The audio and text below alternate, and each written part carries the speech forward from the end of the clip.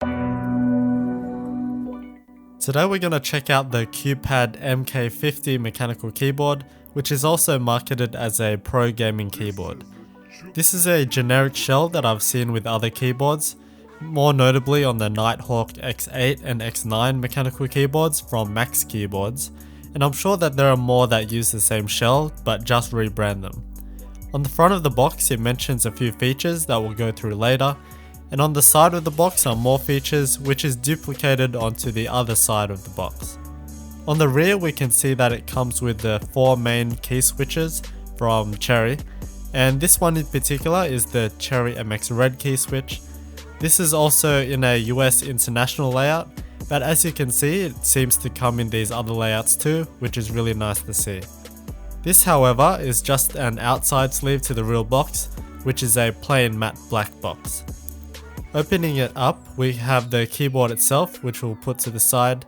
We also get a detachable wrist rest, a quick start guide, a PS2 to USB adapter, and finally 4 extra orange keycaps as well as a plastic ring keycap puller. So the keyboard itself is well protected with my favourite type of foam, which is this custom soft cell foam, and is wrapped in a plastic bag. And here's the keyboard itself.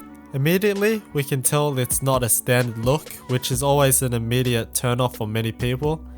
The edge of the keyboard has been lowered, so now it appears like the main section, which has all the keys and such, is elevated.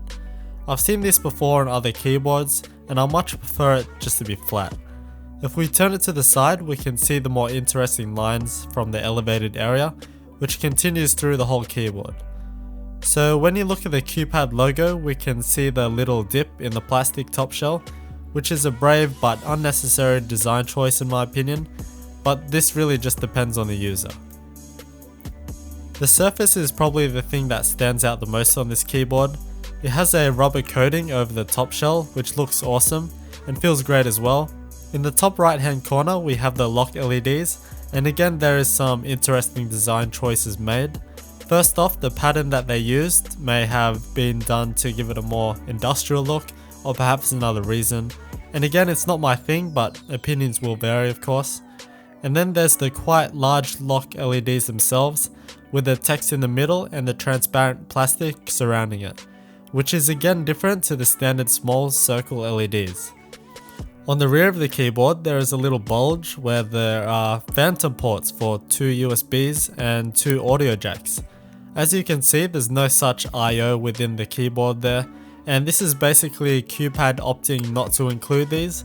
Also, another thing to note is that the cable is non-detachable, which is unfortunate. However, the cable is a PS2 cable and comes with the USB adapter, so it supports full N-key rollover, which just means you can register all the keys that you please. So this particular model uses a US layout, however it's not your standard layout unfortunately. For whatever reason, there's the infamous non-standard bottom row, which just means that it makes it really difficult to get aftermarket keycaps. Additionally, on the spacebar and the Q key, there is their logo. On the function row, we have a few secondary media functions, which are accessed through the function key at the bottom. Taking off the keys, we can see that this model does use Cherry MX Red switches, which are linear switches, meaning they have a smooth depression and have no click to them, and are very light at 45 grams. Now we can try the blank orange keycaps that came in the box, and looking on the inside of the keycaps, we can see that we have 3 R2 keycaps and 1 R3 keycap. So basically what this means is that they're only made for the WASD keys or any of the keys in the same rows. So it's not made for the directional arrow keys since they're different heights. Checking out the stock keycaps, they're just your standard ABS plastic keycaps. The walls are quite thin and there's been some plastic taken out of the stem. The stabilizers for the longer keys used are the wire Co-Star style stabilizers, so this will make it a tad harder to remove and replace keycaps, and there may be some keycap rattle, which is very common, especially on the spacebar.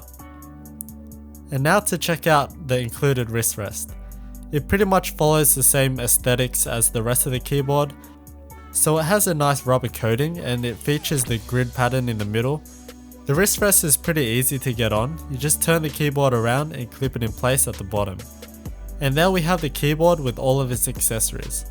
And it does look like a decked out keyboard. Now to disassemble a keyboard.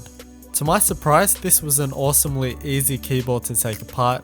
There's no need to try to pry it apart from those tabs, but I simply unscrew the Phillips head screws and pulled it apart.